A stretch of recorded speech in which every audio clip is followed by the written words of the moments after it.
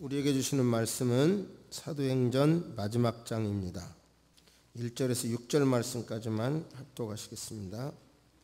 우리가 구조된 후에 안즉 그 섬은 멜리데라 하더라. 비가 오고 날이 참에 원주민들이 우리에게 특별한 동정을 하여 불을 피워 우리를 다 영접하더라. 바울이 나무 한 묶음을 거두어 불에 넣으니 뜨거움으로 말미암아 독사가 나와 그의 손을 물고 있는지라. 원주민들이 이 짐승이 그 손에 매달려 있음을 보고 서로 말하되 진실로 이 사람은 살인한 자로다. 다다에서는 구조를 받았으나 공의가 그를 살지 못하게 함이로다 하더니 바울이 그 짐승을 불에 떨어버리매 조금도 상함이 없더라. 그들은 그가 붙든지 혹은 갑자기 쓰러져 죽을 줄로 기다렸다가 오래 기다려도 그에게 아무 이상이 없음을 보고 돌이켜 생각하여 말하되 그를 신이라 하더라. 아멘. 나무를 자르고 나면 밑에 남는 게 있죠. 그걸 그루터기라고 합니다. 그루터기. 성경에서는 그것을 남은 자라고 표현하는데 그 내용으로 모두가 다 세상 문화에 무릎을 꿇어도 하나님의 관점에서 신앙을 지키는 사람, 남은 자, 그루터기, 그들을 통해서 하나님은 역사를 이끌어 가십니다. 그루터기가 되시기를 주의 이름으로 축복합니다. 지난주에 우리는 별로 생소한, 많이 사용하지 않는 그런 단어를 들었습니다. 아포리아라고 하는 단어인데 그리스어이고 통로가 없는 것, 길이 막힌 것, 위기보다 더 심각한 상태, 더 나아갈 수 없는 상태를 가르쳐서 아포리아라 한다는 말을 들었습니다. 그리스는 1200개 섬으로 되어 있는데요. 그 중에서 200개 섬에서 사람이 살고 있다고 합니다. 섬과 섬 사이에는 자연히 왕래가 잦을 수밖에 없고, 그런데 거기에서 어쩔 수 없는, 방법이 없는 상황을 만나게 될 때 그때를 바로 아포리아라고 한다고 합니다. 우리가 살고 있는 이 시대에 여러 영역에서 바로 아포리아, 방향이 없어 보이는 그런 것을 느낍니다. 특별히 신앙생활도 결국은 제가 지금까지 설교하고 목회하고 어려서부터 신앙생활을 해온 사람으로서 신앙생활이 뭐냐라고 정의하라고 한다면 주인을 바꾸는 거더라고요.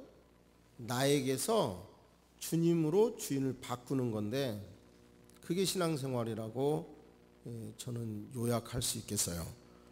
그런데 오히려 말은 주님 말하고 하면서 중심에는 여전히 내가 왕으로 있는, 내가 주인으로 있는 신앙인의 모습을 봅니다. 그 속에서 저는 정말 아포리아를 경험하게 되는데요. 우리 국가적인 경제적인 문제, 특별히 젊은이들의 취업의 문제, 그런 문제를 보거나 아직도 여전히 건강한데 퇴직을 해야 되는 세대들의 문제, 너무 심각한 경쟁에 내몰린 그런 상황들, 그런 것들이 정말 세상도 아포리아라고 느껴지고요. 또 교회도 아까 말씀드린 대로 주님이 주인이어야 하는데 내가 주인인 상태에서 일어나는 수많은 사건들을 보면서 위기를 느낍니다. 사도행전 강해를 시작하면서 저는 이 말씀이 끝나갈 무렵에는 이러이러한 일들이 벌어졌으면 좋겠다는 생각을 했는데 많은 부분들이 깨닫게 되고 은혜가 됐지만 여전히 앞이 꽉 막힌 그런 모습을 봅니다. 저는 사도행전 강해를 하는 동안 달라진 것이 있는데요. 전에는 합력하여 선을 이룬다. 또 다른 말로 이 또한 지나가리라는 것이 저를 지켜온 기둥이었어요. 합력하여 선을 이루니까 현재 어려워도 참아라. 참아야 해. 참으면 돼. 이러면서 어려움을 겪었죠. 견뎌냈죠. 또 다른 말로 이 사건 또한 지나가리라. 지나가. 그러면서 견뎌냈는데 사도행전 말씀을 증거하면서 그게 잘못됐다는 걸 깨달았습니다. 그래서 맞아. 합력하여 선을 이루어. 그건 맞지만 단 조건이 있어. 하나님을 사랑해야 해. 그게 성경 말씀이잖아요. 이 또한 지나가. 맞아.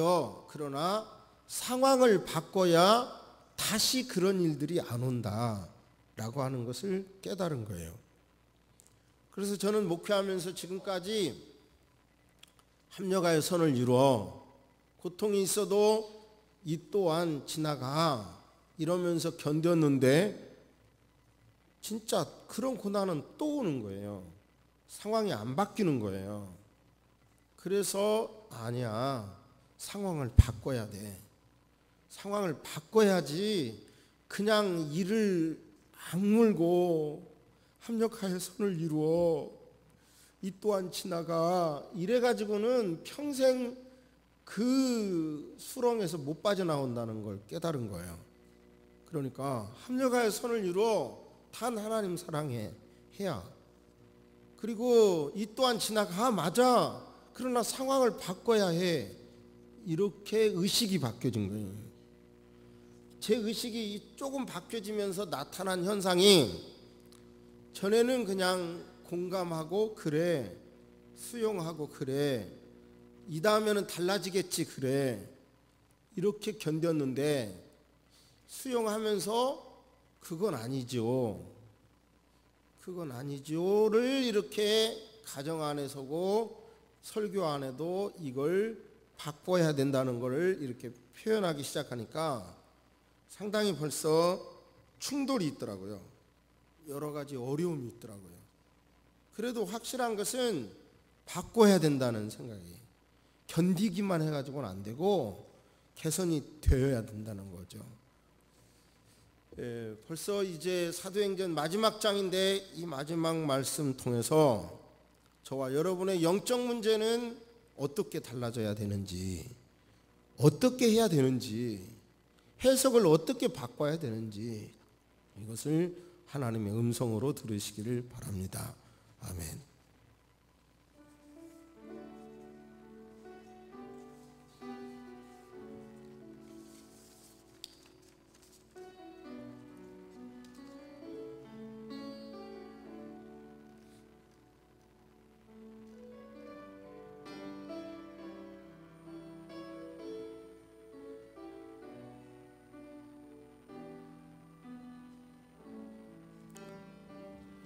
바울 사도께서 유대인의 고소로 이제 재판을 받게 됐죠. 그런데 국가법의 관점에서 보니까 죄가 안 되는 거예요. 그렇지만 바울의 입장에서 유대인들이 너무 강력하게 자기를 반대하니까 상소를 합니다. 그래서 이제 약 1만 킬로 떨어진 로마에 가서 재판을 받게 되는 거예요.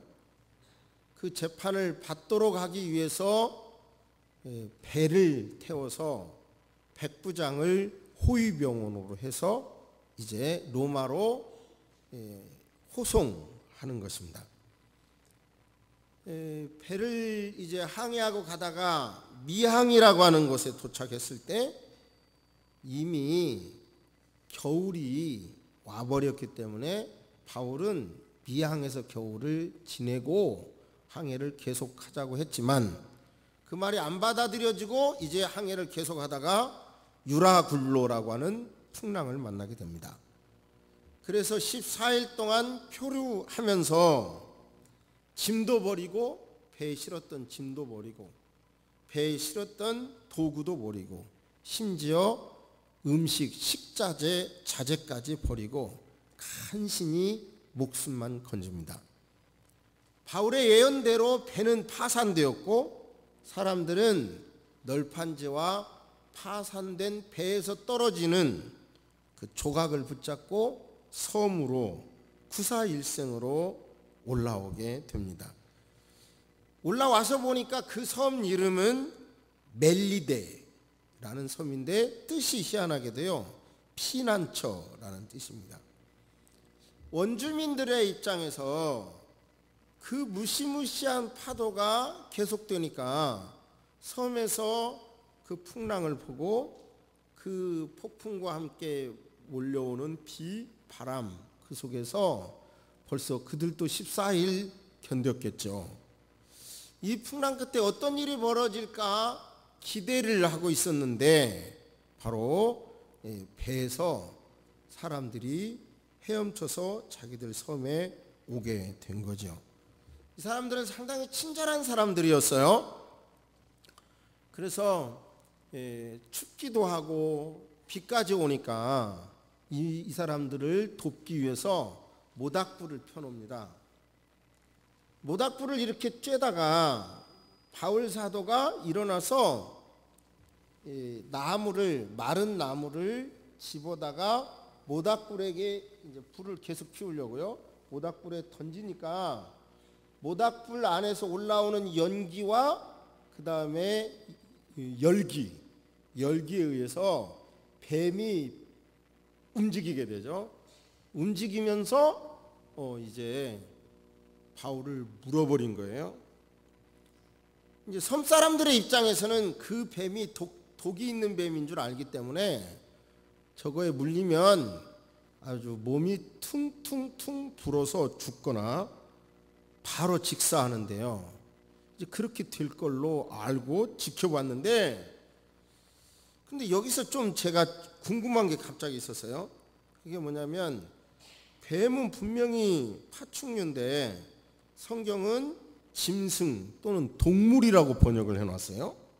그래서 제 실력으로는 여러 자료를 찾아도 방법이 없어서 누구에게 물어봤더니 뱀은 파충류이지만 살모사 등 독이 있는 뱀을 중심으로 알이 뱃속에서 부화되어 가지고요 새끼로 태어나기 때문에 아마 동물이라고 하는 것 같다.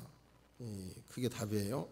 램지라고 하는 학자는 바로 바울의 손목을 물었던 뱀이 독사의 일종인 코로렐라 아우스트리아카, 이름도 복잡하네요. 그런 맹독을 가진 뱀이라고 합니다. 아무튼 죽을 줄 알았는데 안 죽자 그 사람들은 인과응보 생각에 꽉 차 있어요.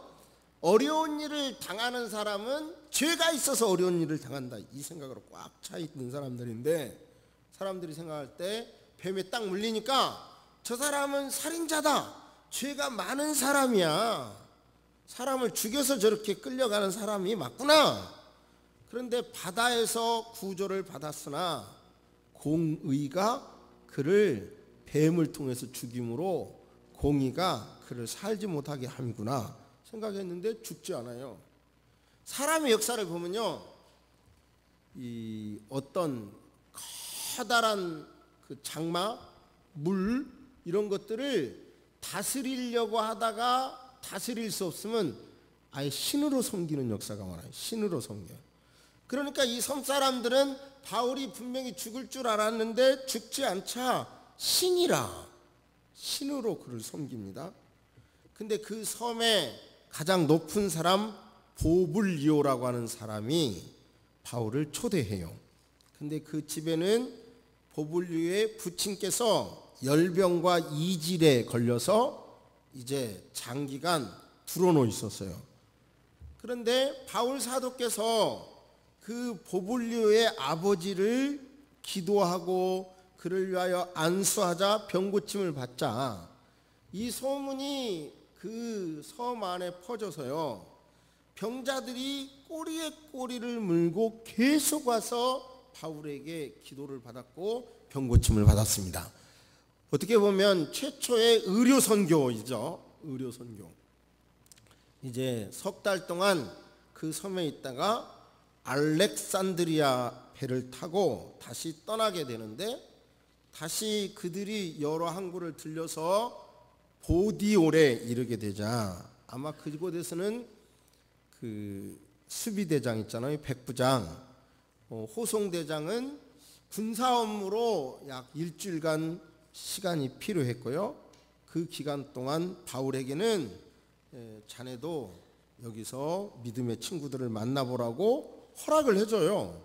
이거 있을 수 없잖아요. 근데 탁월한 역사학자 요세푸스에 의하면 이미 유대인의 공동체가 그 당시 보디올에도 이미 있었다고 합니다. 그러니까 그들을 만나서 믿음의 대화와 그들의 믿음을 세워주죠. 그래서 이제 다시 백길은 이제 그만두고 육로를 따라서 이제 노마에 가게 됩니다. 노마를 가는데 노마 도착 약 60km, 69km 전방에까지 사람들이 나와서 바울을 환영하게 됩니다. 그렇게 이제 환영하는 사람들이 있죠. 그 다음에 이제 바울은 가택연금을 당하게 되는데요. 바로 어떻게 구속되는 게 아니라 가택에 가둬놓고 셋집을 살게 되고 얻었고, 그리고 군인들이 지켜주는 거예요. 그러면서 여기서 좀 고정관념을 바꿔보세요.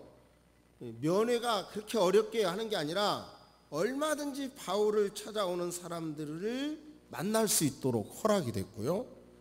그래서 바울은 유대인들을 초청해 가지고 자기 자신은 철저하게 바리새인 신앙생활을 했고 열심도 득심인 사람이었고, 그리고 국가법적으로 무슨 죄 지은 게 없다. 단 구약에서 예언한 예수 그리스도 메시아, 그분은 죽었다가 살아났다는 것을 증거하는 것으로 유대인들에게 이러한 어려움을 당하는 것이다 라고 말을 합니다. 그런데 놀라운 일들은 유대인 중에서 일부는 받아들이지 않아요. 바울이 열심히 설명을 해도 받아들이지 않습니다. 자, 여러분, 아포리아, 파산, 어려움, 바울이 당한 사람인가 생각을 해봤는데, 사실은 바울은요 이렇게 노마에 가고 싶어 했고 어려운 상황에서 가장 안전하게 노마에 왔고, 그리고 또 노마에 와서도 오히려 국가에서 그의 신분을 보호해주고 신병을 보호해주고 지켜주고 얼마든지 사람을 만나서 복음을 전했으니까 오히려 어려운 당한 사람이라고 느껴지잖아요. 탁월한 학자인 바클레이라고 하는 사람은 바로 재판도 안 받고 2년 동안이나 그렇게 연금 생활을 했느냐, 이것에 대해서 해석하기를, 유대인들이 재판을 받으라고 보내기는 했지만 무슨 국가법으로 죄 잡을 것이 없으니까 뭔가 증거를 잡기 위해서 2년 동안 노비를 해가지고 시간을 끌게 했다는 거예요. 아무튼 이런 일로 어려움을 당하지만 바울은 자기의 목적을 이루고 있는 거예요. 그런데 오히려 유대인들은 구약에서 예언한 메시아가 왔음에도 자기들의 귀가 탁 막혀가지고 오히려 바울을 통해서 하나님의 말씀을 듣고도 도무지 깨닫지 못하기 때문에 27절, 28절에 결국은 이 구원이 이방인에게 갔다 하고 복음을 잃어버린 거예요. 여러분요, 똑같이 어려움을 당해요. 그런데 바울처럼 목표가 있는 사람은 오히려 그 어려움이 기회가 되고 있어요. 그런데 큰 소리 치는 것 같지만 유대인들은 오히려 진짜 어려움을 당하는 사람이죠. 지금 우리 시대에 똑같이 어려움을 당하지만 내가 살아가야 할 이유, 하나님 앞에서 내가 하고 싶은 삶의 목적이 있는 사람은 똑같은 어려움 속에서도 파산당하거나 파선당하지 않고 하나님께서 그들의 길을 이끌어 주실 줄로 믿습니다. 자신의 목표를 향해 나아가는 사람의 그런 나아가는 사람은, 자기 목표를 향해서 행동하는 사람을 위해서 하나님께서는 길을 열어주시고 온 세상은 그를 열어지도록 되어 있고요. 하나님께서는 그런 사람을 통해서 남은 자를 삼으셔서 세상의 역사를 이끌어 가신다고 믿습니다. 할렐루야. 이 교회적으로요, 어떻게 해야 이 신앙과 삶이 이 별개로 된, 이렇게 분리가 된, 너무나 신앙과 삶의 이 괴리 현상을 어떻게 막아볼까 고민하다가 제가 만든 것이 코칭이죠. 그래서 어떻게 하면 똑같은 말이라도 공감해 주는지, 어떻게 하면 교회에서 서로 세워주는지를 훈련했죠. 그리고 그것이 뭐 어떻게 더 이상 손볼 필요 없이 잘하고 있습니다. 그런데 어느 날 제가 깨닫는 것은, 사도행전을 강의하면서 방법은 좋지만 적지 않으면 하다가 말고 지속되지 못한다는 걸 깨달았어요. 한번 따라서 해주실래요? 적자 생존. 적자 생존. 이건 좀 다른 뜻인데요, 적어야 산다 이런 말이에요. 안 적으면 죽더라 이런 말이에요. 제가 보니까 이 임마누엘 동행기거도 이걸 해야지, 하나님 중심으로 살아야지, 하나님께 이런 모든 것을 물어봐야지, 하나님이 하신 일에 대하여 감사해야지, 하나님의 위대함을 발견해야지, 삶에서 다른 사람을 공감해 줘야지, 이론은 알았지만 적어보지 않으니까요 빠지더라고요. 빠진 날이 너무 많고 하다가 말게 돼서, 제 개인적으로 작년 후반기부터 임마누엘 동행기라고 하는 이름으로 이 4가지를 하루에 했냐 안 했냐를 물어보니까 정말 일주일이 바쁘더라고요. 그런데 적어보니까 확실히 제가 늘 더 하나님을 더 생각하게 되고, 그리고 모든 일에도 하나님께 물어보게 되고, 그리고 삶 속에서도 감사한 일이 많아지게 되고, 그리고 참 어려운 것은 남을 공감해 준다는 게 어렵다는 것을, 하루가 어떻게 갔는지 하루 종일 여러 이야기를 했어도 공감해 준 일들이 별로 없더라고요. 없는 날이 많더라고요. 그런 걸 발견하면서 이렇게 살면 되겠구나, 이런 것도 깨달았어요. 그런데 그것도 또 한 가지 방법의 끝이더라고요. 결국은 사도행전처럼 우리의 신앙으로 세상을 끌어가기 위해서는 동인, 움직이는 힘, 열정이 있어야 되는데, 그 열정을 이루기 위해서 말하자면 임마누엘 동행기도 써보고, 제 가슴에서도 열정이 일어나도록 하기 위하여 작년 후반기부터 막 철야도 하려고 해보고, 새벽 기도도 새벽 4시에 해보려고 하고 막 이렇게 몸부림을 쳐봐도요, 아무튼 가장 중요한 것은 성령님이 역사하도록 그렇게 하는 거예요. 기도가 필요한 거예요. 기도가. 이런 스킬만 중요한 게 아니라 기도가 밑받침된 이런 게 필요하지, 기도 없이 이론으로만 이렇게 해가지고는 오히려 또 하나의 누울로 끝나버리겠다는 위기를 느끼게 됩니다. 여러분이요, 예수님의 힘으로 살기를 주의 이름으로 축복합니다. 이것은 절대로 추상적인 힘이 아닙니다. 실제적인 힘입니다. 그러기 위해서는 예수님을, 하나님을 알아야 되고 많이 묵상하시기를 주의 이름으로 축복합니다. 그러기 위해서는 삶의 순간순간마다, 사건마다 물어보시기를 주의 이름으로 부탁합니다. 그러기 위해서는 모든 삶 속에, 평범한 삶 속에서도 감사를 찾으시기를 바랍니다. 하나님의 위대한 모습을 발견하시기를 바랍니다. 주변에 만나는 사람을 공감해 주셔서 그 사람이 일어나도록 하는 도구가 되시기를 주의 이름으로 축복합니다. 그러나 이 모든 것이 기도가 없이는 하나의 이론에 끝나더라고요. 기도까지 하셔서 사도행전에서 그리는 그 아름다운 교회가 되시기를, 교인이 되시기를 주의 이름으로 축복합니다. 구체적으로 이 말씀을 사도행전을 끝내면서 어떻게 적용할 것인가를 이제 말씀을 드리겠습니다. 어떻게 여러분은 삶에 실천해 볼 것인지 생각해 보시기를 바랍니다.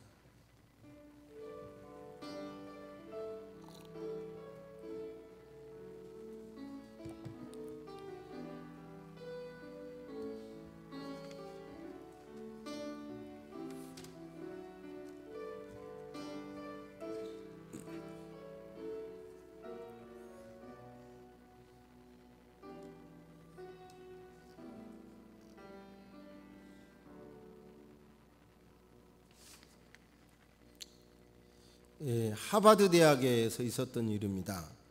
하버드 대학 강의실에서 어떤 교수가 이야기를 합니다. 어느 공원에서 백인 아이들이 여러 명이 어우러져서 놀고 있더라는 거예요. 근데 아이들이 놀고 있는 그 장소에 할아버지가 고무풍선을 이렇게 들고, 수소가 든 고무풍선을 들고 다가와서 아이들아 이걸 사라 그러자 백인 아이들이 그 고무풍선을 여러 아이들이 사더랍니다. 고무풍선을 산 어린 아이들은, 백인 아이들이 그 풍선을 들고 뛰어놀면서 놀다가 그 풍선을 하늘로 날립니다. 하늘로 날아가는 고무풍선을 바라보며 놀던 아이들은 각각 자기 집으로 흩어졌어요. 그 모습을 공원 한켠에서 지켜보던 흑인 아이가 아이들이 다 간 다음에야 할아버지에게 다가와서, 할아버지 저에게도 풍선 팔 수 있으세요? 그래서 아유 좋다, 무슨 소리냐, 판다, 무슨 색깔을 줄까? 그러자 아이는 망설이다가 검은색 풍선을 갖고 싶은데요, 괜찮을까요? 노인은 고개를 끄덕이며 검은색 풍선을 주었다고 합니다. 흑인 소녀는 풍선을 들고 아까 백인들이 놀던 그 자리를 뛰면서 놀다가 자기도 그 풍선을 하늘로 날려보냅니다. 하늘로 둥둥둥 두둥실 떠가는 풍선을 바라보고 있는 아이에게 아까 풍선을 팔았던 노인이 다가와서 말을 합니다. 애야, 저 풍선을 보렴. 저 풍선들이 하늘로 날아갈 수 있는 것은 예쁘게 생겨서가 아니라 풍선 속에 수소라는 공기보다 가벼운 가스가 들어있기 때문이란다 라고 말을 했다고 해요. 이 흑인 소녀는 눈을 반짝반짝거리며 그 소리를 듣고 있을 때 그 할아버지는 사람도 마찬가지란다. 성공과 실패는 피부색이나 출신에 따라서 결정되는 것이 아니라 바로 저렇게 오르고자 하는 자신감이 있을 때 가능한 거란다 말했다 그래요. 이렇게 이야기한 교수는, 혹시 여러분은 이 흑인이 누군 줄 아세요? 묻자 학생들이 아무 대답을 못하자 이 교수는, 케인 교수인데요, 바로 저입니다. 바로 자기 자신이 그 이야기를 듣고 흑인이라고 하는, 흑인이 당해야 되는 한계 속에서도 그 자신감을 가지고 노력한 결과 하버드 교수가 됐다고 간증한 것입니다. 저와 여러분도 개인적으로 보면 우리가 태어나서 얼마나 기대와 얼마나 사랑 속에 태어나서 양육받았습니까? 그런데 우리 스스로 살면서 여러 사건을 부딪히면서 실패도 당하고 어려움을 당하면서 우리가 위축되어 있습니다. 교회도, 새소망교회도 나름대로 노력을 하지만 뜻대로 안 되는 여러 가지 사건 앞에 위축되어 있는 것도 사실입니다. 그러나 분명한 것은 저와 여러분은 연약할지라도 신앙이라고 하는 것은 결국은 우리는 연약할지라도 주 예수는 강합니다. 주 예수, 강하신 예수가 저와 여러분 안에 함께 계십니다. 예수로 산다면 더 이상 연약한 자가 아닌 것입니다. 할렐루야. 자신감을 가지시기를 주의 이름으로 축복합니다. 모세에게 하나님께서 주신 말씀, 오직 강하고 극히 담대하라. 나의 종 모세가 내게 명한 그 율법을 다 지켜 행하고 좌로나 우로나 치우치지 말라. 그리하면 어디로 가든지 형통하리라. 할렐루야.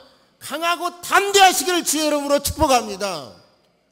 우리 안에 예수님이 있기 때문에 이 세상이 모두가 아포리아라고 말해도, 아포리아 상태에서, 사면초가 상태에서 전능하신 하나님을 의지하면서 저와 여러분들이 나아갈 방향을 정하고 간다면 하나님께서 저와 여러분을 지켜주시고 인도해 주실 줄로 믿습니다. 할렐루야.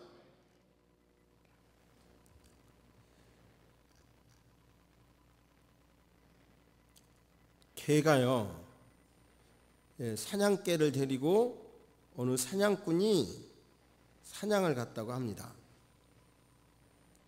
그런데 산토끼를 발견하고 잽싸게 사냥꾼은 총을 쏘았는데 빗맞긴 했지만 산토끼를 맞췄어요. 그러니까 부자유하죠, 산토끼는. 이제 훈련받은 사냥개에게 그 총 맞은 산토끼를 물어오라고 시킵니다. 그런데 한참 후에 개는 산토끼를 잡아오지 못하고 맨손으로 왔어요. 맨입으로 왔겠네. 맨손이 아니라 맨입으로 왔어요. 그래서 이 사냥꾼이 개를 나무랬어요. 그런데 이제 총 맞은 산토끼가 자기 굴 속에 들어갔어요. 근데 굴 속에서 자기 가족들이, 야, 그 사냥꾼 총 맞고 어떻게 살아왔냐, 더군다나 그 무서운 개도 있던데, 그렇게 물어보니까 맞아요, 개가 열심히 쫓아왔어요. 열심히 쫓아온 건 맞고요, 총은 내가 맞은 것도 사실이고 지금 이렇게 피가 나잖아요. 그러나 개가 열심히 쫓아왔지만 나는 죽을 힘을 다해서 도망왔어요. 저와 여러분의 한계가 있지만, 세상 사람들은 열심히 하지만 저와 여러분들은 예수의 이름으로 죽을 힘을 다한다면 우리에게 맡겨주신 삶의 현장이나 영적인 모든 영역에서 새로운 역사가 일어나게 될 줄로 믿습니다. 달라지게 될 줄로 믿습니다. 그런 의식을 가진 사람을 통해서, 그런 남은 자를 통해서 하나님은 새로운 역사를 쓰실 것입니다. 그런 믿음을 가지시기를 주의 이름으로 축복합니다. 이런 통계는 제가 별로 안 좋아하는데요, 하버드대 MBA 통계라 제가 소개합니다. 이 경영대학원에서 농구 실력이 비슷한 사람들을 모아서 평균치 39%대로 이렇게 맞춰서 세 그룹으로 나눴어요. 그리고 한 그룹에게는 전혀 연습하지 말고 한 달 내내 농구 연습 절대 하지 말고 놀으라 그러고요. 두 번째 그룹은 매일 똑같은 시간에 다 함께 얼마 동안 훈련을 하라고 시간을 정해줬고, 세 번째 그룹은 농구 연습도 하지 않지만 농구 연습은 하지 않지만 그 시간에 앉아서 자기가 볼을 잘 넣는 생각만 하라고 훈련을 했다고 합니다. 그렇게 주었어요. 그랬더니 한 달 후에 이제 실제로 농구 볼을 넣는 걸 해봤더니 연습을 전혀 안 했던 그룹은 39% 수준에서 떨어져서 37% 실력을 보였고, 한 달 동안 내내 연습했던 두 번째 팀은 39%에서 41%의 성공률을 보이더랍니다. 그런데 이제 궁금하죠. 세 번째, 농구 연습은 하지 않았지만 앉아서 볼 넣는 것만 상상했던 이 팀이 어떻게 됐을까? 39%에서 42.5%가 나왔다는 통계를 봤어요. 무슨 얘기예요? 농구 연습은 전혀 안 했는데 생각으로만 볼 넣는 생각만 했는데도 오히려 가장 효과가 있더라는 거예요. 가끔 보면 축구 감독 중에서도 이런 비슷한 훈련을 하는 분들도 있다고 뉴스를 보는데요. 그만큼 생각이 중요한 거예요. 그만큼 생각이 중요한 거예요. 그러니까 이래도 안 되고 저래도 안 되고 이렇게 해보려고 하면 막 불협화음이라고, 가만히 있자니 뭐 5년 10년 후면 이거 도저히 안 될 것 같고, 이런 상황에서 저와 여러분들은 우리 안에 계신 예수님을 붙잡고 기도하시면서 긍정적으로 주님이 맡겨주신 일이라고 하면 이렇게 잘 될 것이라고 하는 믿음을 가지고 기도하시고, 이 하버드 대학에서 말한 상상하듯이 우리는 믿음을 가지고 기도한다면 42.5%보다 더 많은 효과가 일어나게 될 줄로 믿습니다. 믿으시기를 주의 이름으로 축복합니다. 모두가 다 어렵다라고 하는 이 시대에 여러분에게 맡겨주신 삶의 영역에서 여러분 남은 자가 되시기를 주의 이름으로 축복합니다. 주님이 원하시는 방향의 목표를 설정하시고, 우리의 모든 방향은 어떤 곳에 던져지든 맡겨주시든 가라고 하든 복음을 전하라는 것이 핵심이라는 것을 깨달으시고, 그 일을 위해서 어떤 일이라도 기도한다면 여러분 남은 자로 여러분을 통해서 새로운 역사를 써 가주시리라 믿습니다. 여러분을 통해서 사도행전 29장이 계속 쓰여지기를 주의 이름으로 축복합니다. 아멘. 살아계신 하나님, 모든 성도님들이 주님 이 축된 자리에서 일어나게 하여 주옵소서. 우리는 연약하지만 주 예수는 강하기 때문에 주님께서 원하시는 목표를 향하여 뛰려고 하면 하나님이 도와주실 것이라고 하는 믿음을 갖게 하여 주옵소서. 그 믿음이 자신감이 되게 하여 주옵소서. 최선을 다하고 아버지 실망의 말을 하게 도와 주옵소서. 영적인 영역에서도 쓰임받는 거룩한 남은 자들이 되게 하여 주옵소서. 세상의 영역에서도 좌절하고 있는 세상 속에서 쓰임받는 거룩한 도구들이 하나님 되게 하여 주시옵소서. 지금은 우리 주 예수 그리스도의 은혜와 우리 하나님의 놀라우신 사랑과 성령님의 감화감동 교통하심이 이제로부터 영원토록 함께 있을지어다. 아멘.